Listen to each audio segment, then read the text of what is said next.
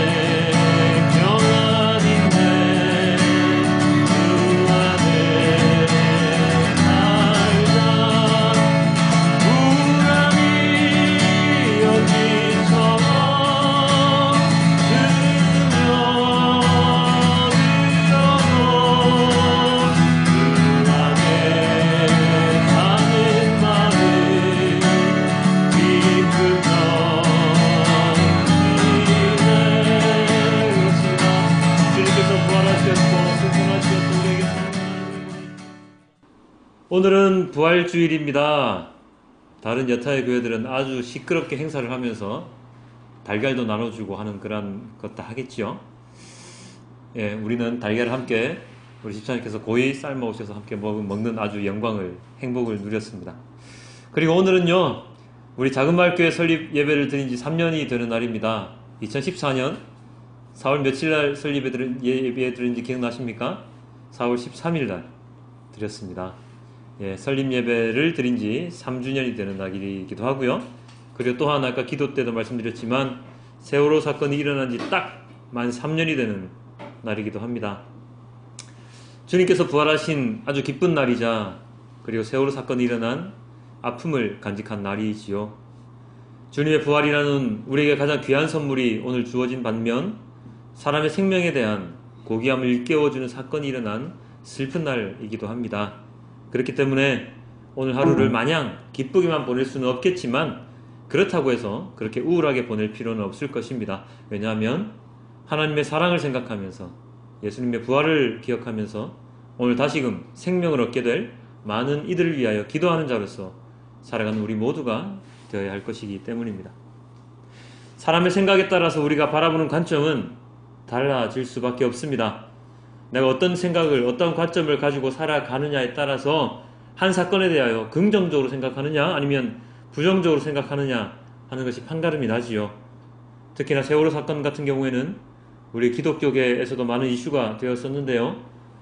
마구 막말을 했던 목사들이 있는 반면, 그래서 마음이 굉장히 아팠던 반면 그들을 위해 기도하고 매주 안산에서 그리고 팽목항에서 예배를 드리는 많은 목회자와 성도들이 있었습니다.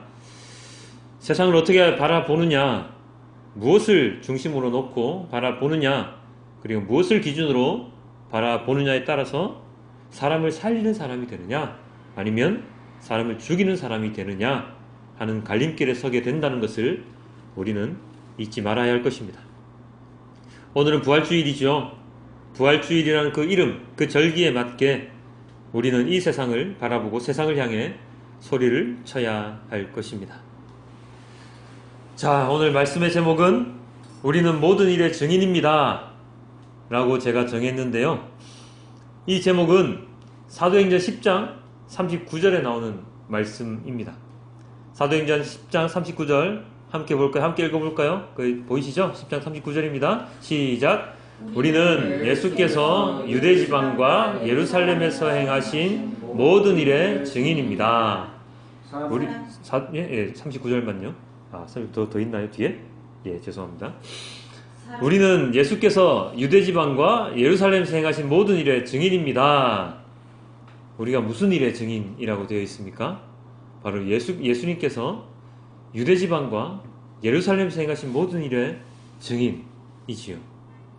예수님의 공생의 3년 기간 동안 일어났던 그 일들에 대한 제자로서 예수님을 보필하고 그리고 예수님의 가르침을 받았던 그 모든 것에 대한 증인이라는 이야기입니다. 오늘 본문 사도행전 10장의 말씀은요, 베드로가 고넬료라고 하는 이방인의 집에서 한 설교의 한 부분인데요.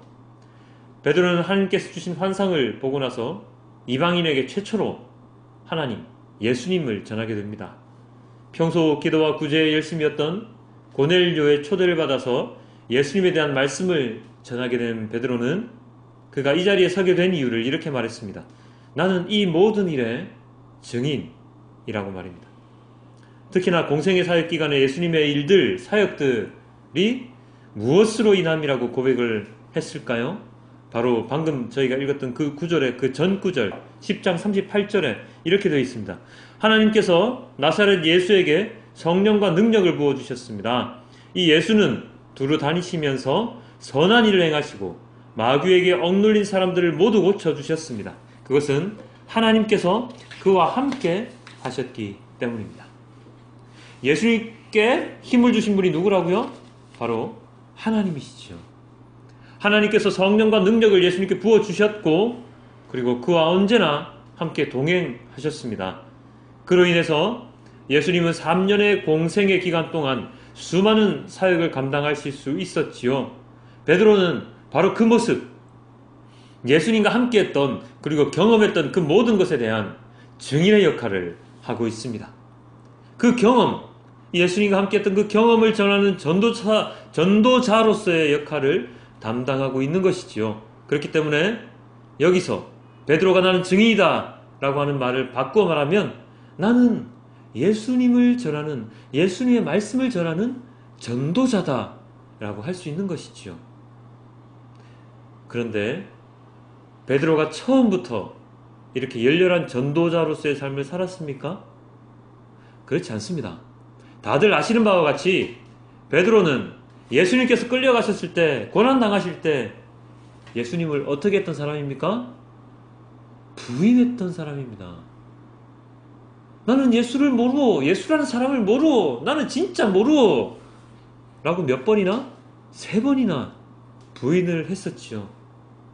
그런 베드로가 어떻게 예수님을 전하는 증인으로 그리고 전도자로 이렇게 나설 수 있게 되었습니까? 그것이 가능하게 된 이유가 바로 오늘 부활주일, 바로 예수님의 부활이라는 사건을 겪었기 때문입니다. 예수님께서 십자가에 돌아가시고 아리마다 요셉의 기획하에서 예수님을 그의 빈 무덤에 안치하게 되지요. 유대인들은 굴을 파고 그곳에 시신을 안치하는 그런 풍습을 지니고 있었는데요. 그 아리마다 요셉의 무덤에 예수님께서 안치되신 지 3일째 되는 날 누가 그 무덤을 찾아간다고요? 오늘 우리가 읽었던 요한복음 본문에 보면 막달라 마리아가 그 예수님의 무덤으로 찾아가게 됩니다. 그런데 그 예수님의 무덤에 찾아갔던 막달라 마리아는 예수님의 부활 사건을 목격하게 되지요. 바로 무덤에서 시신이 사라진 그러한 모습을 보게 됩니다. 바로 그 사건, 예수님의 부활 사건을 정확하게 기록한 곳이 바로 요한복음 오늘 본문이었지요. 마리아가 예수님의 무덤을 찾아갔습니다. 그런데 돌문으로 막혀 있어야 할 무덤이 돌문은 옮겨졌고 예수님의 시신이 사라진 것을 목격합니다. 깜짝 놀란 마리아는 이 사실을 제자들이 모여있는 곳으로 가서 알리지요. 그 마리아의 말을 전해들은 제자 가운데 누구요? 베드로와 그리고 또 한 사람의 제자가 무덤으로 달려갑니다. 베드로가 안으로 들어가 살펴보니 정말로 예수님의 시신이 사라졌습니다. 그들은 황망했겠지요. 아, 누가 가져갔을까? 이 어디로 갔을까? 예수님의 시신이 과연 어디로 갔을까? 마음이 너무나도 힘들었던 것은 요한복음 20장 9절을 보면 우리가 알 수 있는데요. 20장 9절 이렇게 나와 있었습니다. 아직도 그들은 예수께서 죽은 사람들 가운데서 반드시 살아나야 한다는 성경 말씀을 깨닫지 못하였다. 제자들은 예수님의 십자가 죽음도 아직 받아들일 준비가 되어 있지 않은 상태였습니다. 그래서 십자가에 못 박혀 돌아가신 이후에 제자들은 어떠한 모습으로 살아가고 있었습니까? 두려움에 떨면서 이제 우리도 혹시나 잡혀가는 것은 아닐까 하는 두려움에 떨면서 한 집에 함께 모여서 기도드리고 어떻게 할까? 무엇을 해야 될까? 예수님이 왜 돌아가셨을까? 왜 예수님은 죽으실 수밖에 없었을까? 하면서 그렇게 모여 있었지요. 그런데 오늘 이 사건이 터진 겁니다. 예수님의 시신이 있어야 할 그 무덤에 예수님의 시신이 없는 거지요. 그래서 그들은 어떠한 생각을 가질 수밖에 없습니까? 이건 또 무슨 일인가? 왜 예수님의 시신이 사라졌는가? 만약에 그들이 구약의 말씀을 다 알고 있고 깨닫고 있고 예수님께서 돌아가시기 전에 뭐라고 말씀하셨습니까? 사흘 만에 새로운 성전을 지을 것이다. 새로운 성전을 일으킬 것이다. 라고 하셨던 그 예수님의 말씀을 정확하게 잘 알고 믿고 있었다면 그들은 이 비어있는 빈 무덤을 바라보고 어떻게 느끼겠습니까? 야, 예수님이 진짜로 살아나셨구나. 예수님이 참 메시아이시구나. 라면서 기뻐하면서 덩실덩실 춤을 추고 있어야 했음에도 불구하고 그들은 낙담을 하고 있었던 것입니다. 예수님의 시신이 어디 갔지? 그래서 베드로와 그 제자는 터덜터덜 또다시 돌아가게 되죠.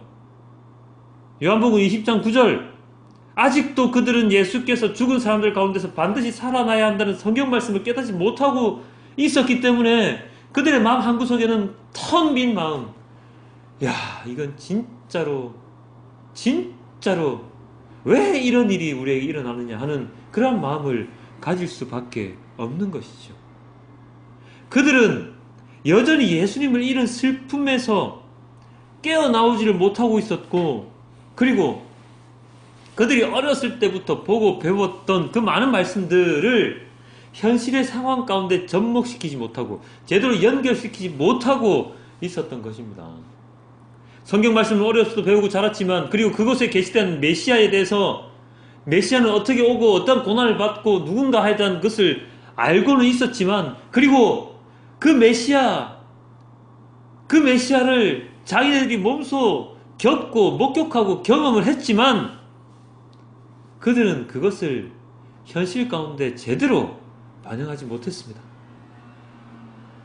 예수님을 믿는 신앙, 예수님이 우리의 메시아이실 것이야, 믿는 신앙은 있었지만 그 신앙의 깊이는 여전히 얕은 수준, 아니면 제대로 뿌리 내리지 못한 신앙이었을 것입니다.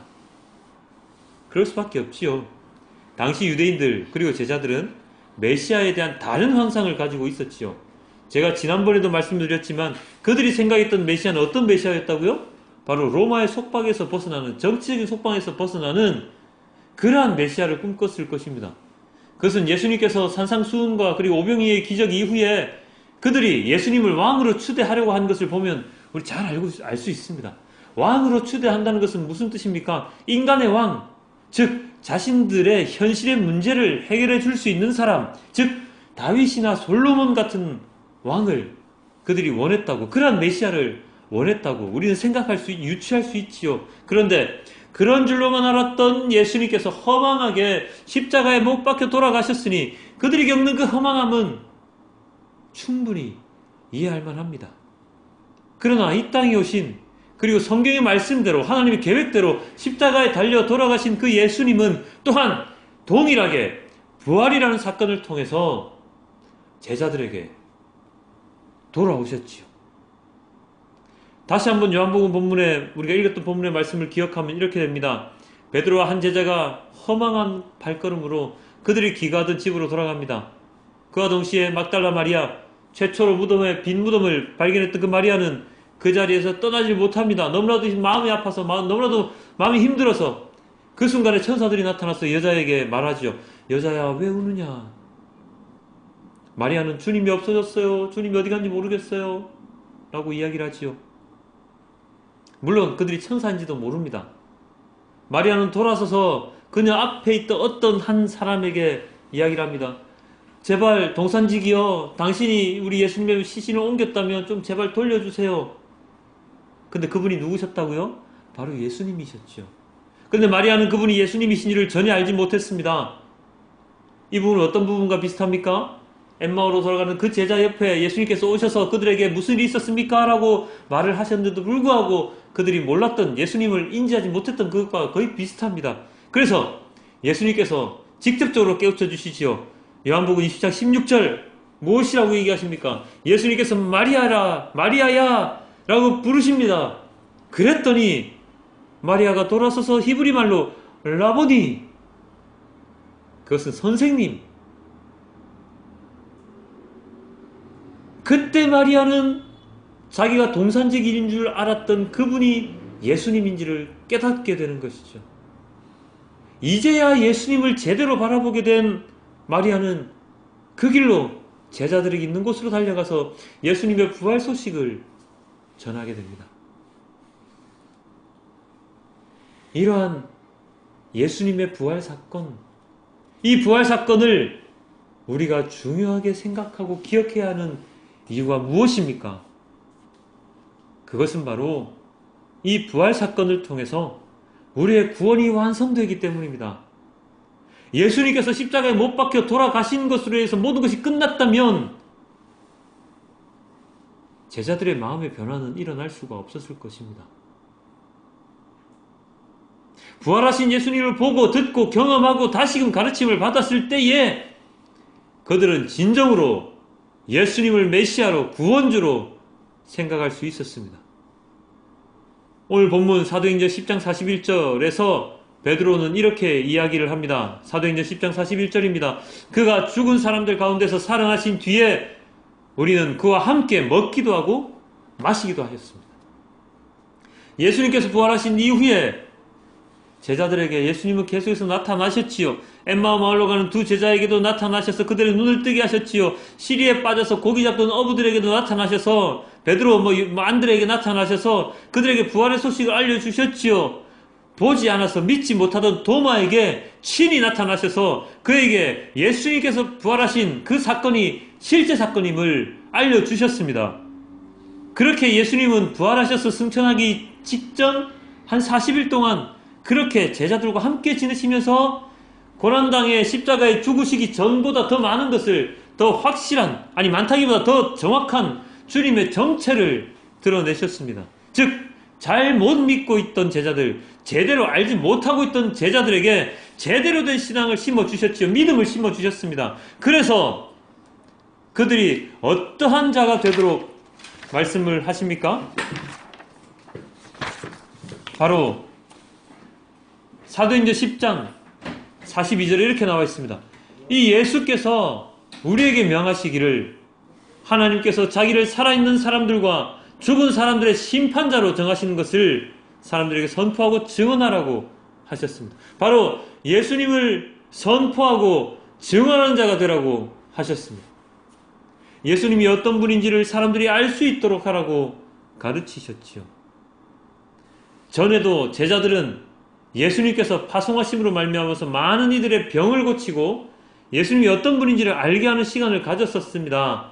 그러나 지금 부활하신 이후 예수님께서 말씀하신 이 명령은 어쩌면 그때와는 완전히 다른 상황일지도 모릅니다.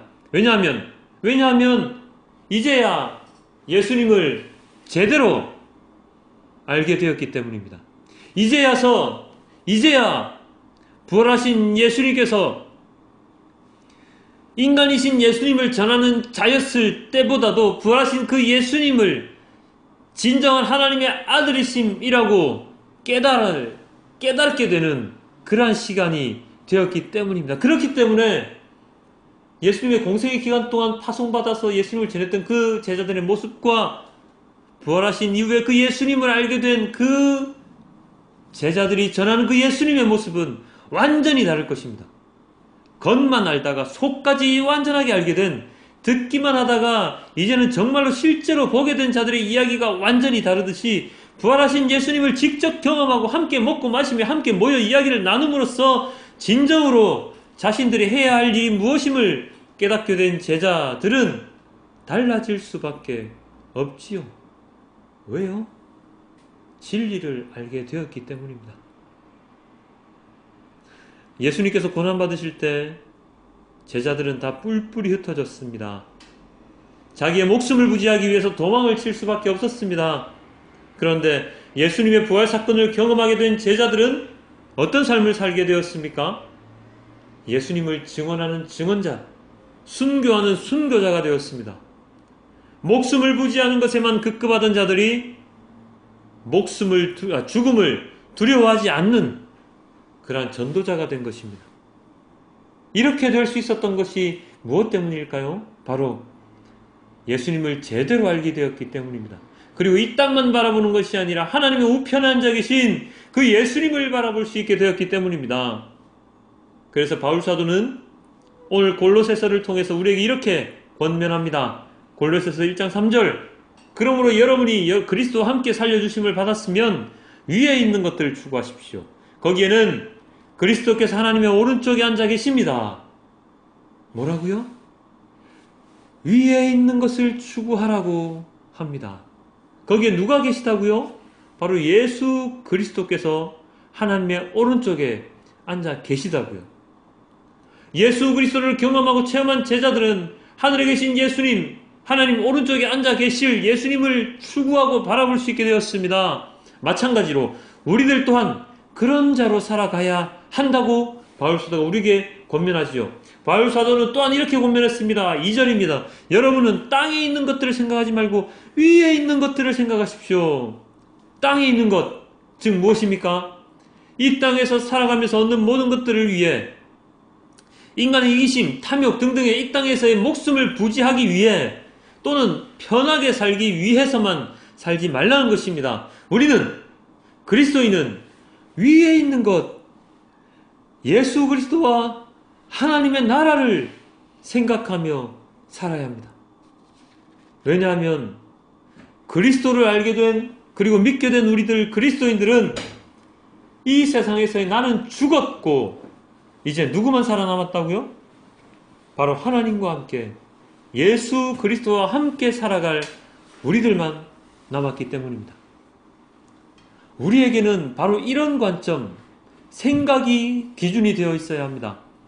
세상의 관점이 아닌 하나님의 관점, 예수님을 바라보는 관점에서 이 땅의 모든 것을 바라보아야 하는 것이지요.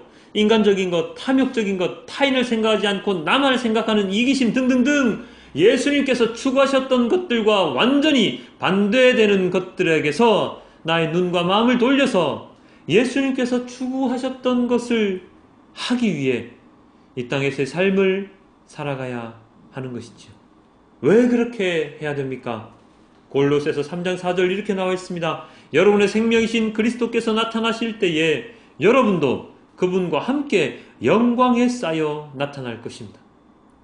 바로 예수님의 재림의 그때에 심판하러 오실 그 예수님의 그 심판에서 살아남아서 영원히 죽는 자가 아닌 하나님과 함께 동행하는 자가 되기 위함이지요.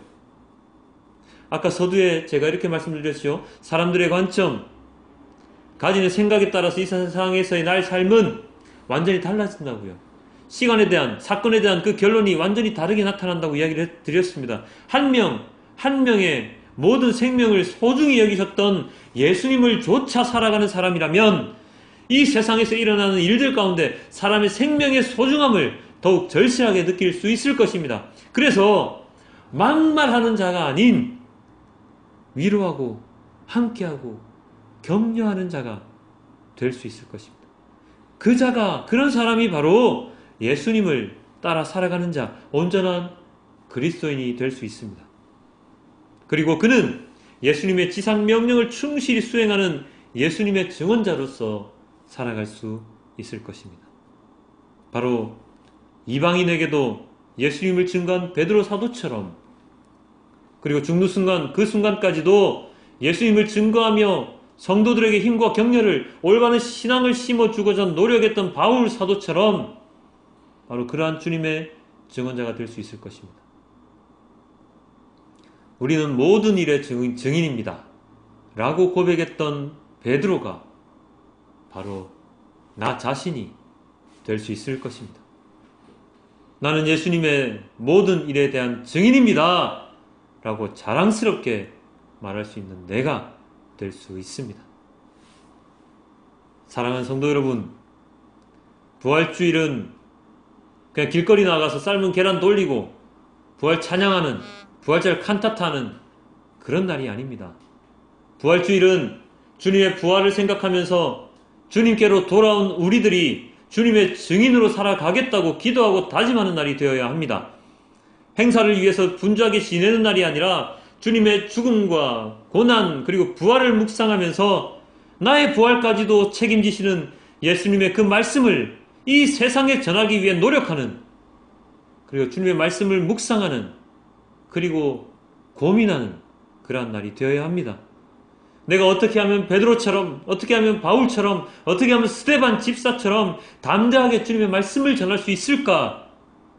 전도자로서 증인이 될 수 있을까? 하는 것을 한 번 더 생각하는 날이 바로 부활주일입니다. 그리하여 결국에는 다음과 같은 말씀을 전하는 자가 될 수 있도록 노력해야 합니다. 요한복음 10장 43절, 이 예수를 두고 모든 예언자가 증언하기를 그를 믿는 사람은 누구든지 그의 이름으로 죄사함을 받는다 고 하였습니다. 그를 믿는 사람은 누구든지 예수님의 이름으로 죄사함을 받을 수 있습니다 라고 사람들에게 전할 수 있는, 그리하여서 예수님을 믿는 자가 더욱더 늘어날 수 있도록, 많아질 수 있도록, 그리하여서 그들이 모두 다 함께 죄사함을 받을 수 있도록, 그리하여서 모두가 하나님의 나라에서 하나님과 동행하는 삶을 살 수 있도록 하는 바로 그 출발점이 그러한 자가 되어야 하는 것이 바로 오늘이 되어야 할 것입니다. 주님의 부활이 없었다면 우리들의 지금 신앙도 있을 수 없습니다. 그러한 관점에서 우리는 부활을 바라보아야 하고 우리의 전적인 사명인 주님의 말씀 증거에 대해서 더욱더 묵상하는 자가 되어야 할 것입니다. 우리는 모든 일의 증인입니다 라고 지금 한번 함께 말해봅니다. 우리는 모든 일의 증인입니다. 시작. 우리는 모든 일의 증인입니다. 어떠한 모든 일입니까? 예수님에 대한, 성경 말씀에 대한, 하나님에 대한 모든 일의 증인인 것이지요. 이번 한 주간 예수님의 부활을 생각하면서, 그리고 동시에 그 부활을 직접 경험했던 제자들이 증언자로서 변신했듯이 우리들 또한 그냥 주일에 교회 다니는 종교인이 아니라 온전히 주님의 말씀을 정하고 증언하는 증언자로서 살아가기를 기도하고 그 방법을 묵상하는 그러한 한 주간이 되길 부탁드립니다. 그래야 하나님 우편에 앉아 계신 주님께서 흐뭇하게 나를, 우리를 바라보실 수 있도록 하길 소망합니다. 부활을 그냥 관념적으로, 그냥 생각으로 그렇게 기억하지 마시고 직접적으로 이 세상에서 나의 삶에서 부활을 어떻게 현실화시킬 것인가에 대해서 고민하는 오늘 하루가 되시길 주님께 기도드립니다. 내가 그리스도와 함께 십자가에 못 박혔나니 그런즉 이제는 내가 산 것이 아니고 오직 내 안에 주님께서, 예수님께서 사신 것이라 고백하며 부활주일을, 그리고 부활주일의 말씀을 우리 함께 기억하고 찬양했으면 좋겠습니다. 내가 그리스도와 함께 십자가에 못 박혔나니 내가